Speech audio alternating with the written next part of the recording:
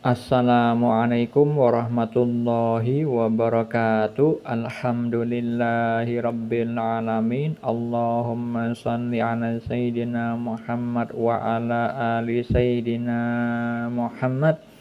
Sore ini saya bagikan kisah mimpi berkaitan dengan konfirmasi dari Allah Subhanahu wa taala bahwa salah satu saudara kita mendapatkan karunia dan rahmat Allah berupa kemampuan melakukan dua ketakwaan, yaitu dimampukan oleh Allah memaafkan orang lain yang bersalah dan juga memampukan untuk berserah diri.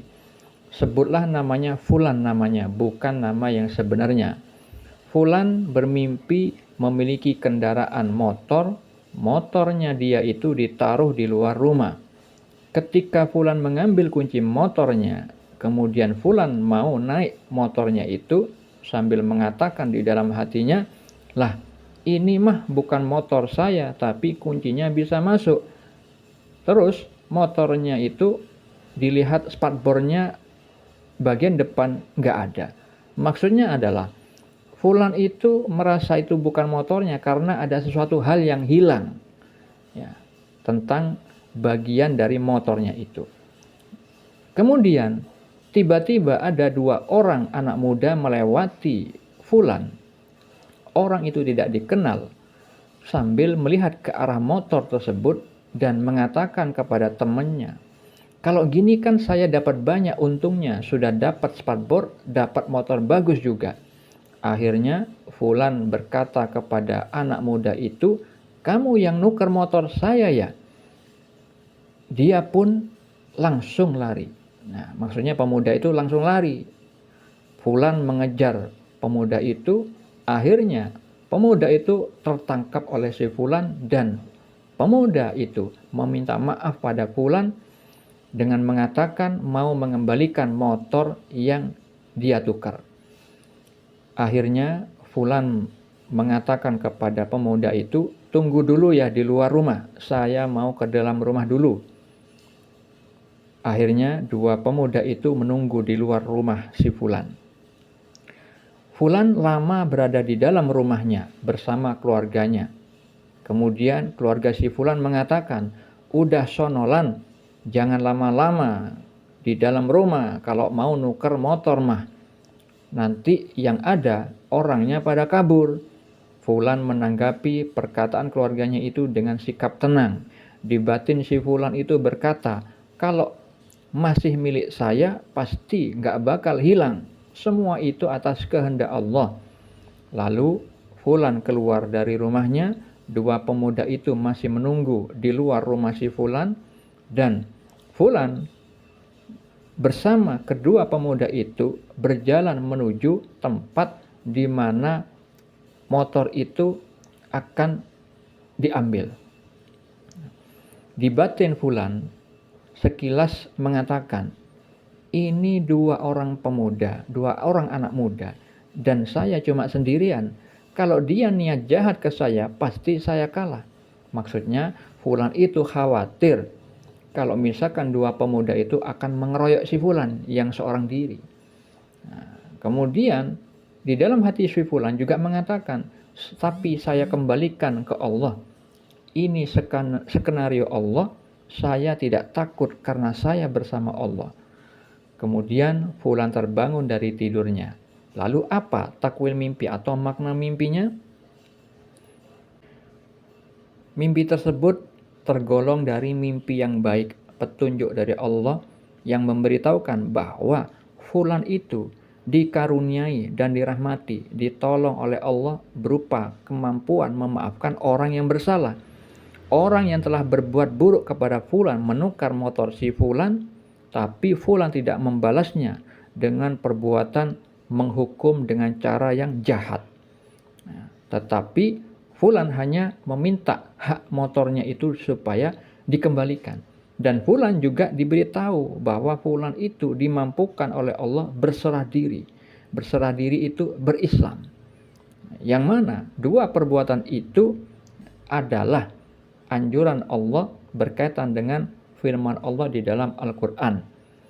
Yang pertama, ketika fulan itu memaafkan ya, dua pemuda itu dengan hanya meminta motor yang telah ditukarnya itu berarti fulan dimampukan mengamalkan surat Al-A'raf ayat 199. Allah Ta'ala berfirman, jadilah engkau pemaaf. Dan fulan juga mengamalkan surat Fussilat ayat 34. Allah Ta'ala berfirman, tolaklah kejahatan itu dengan cara yang lebih baik. Di dalam perbuatan berserah diri si fulan itu,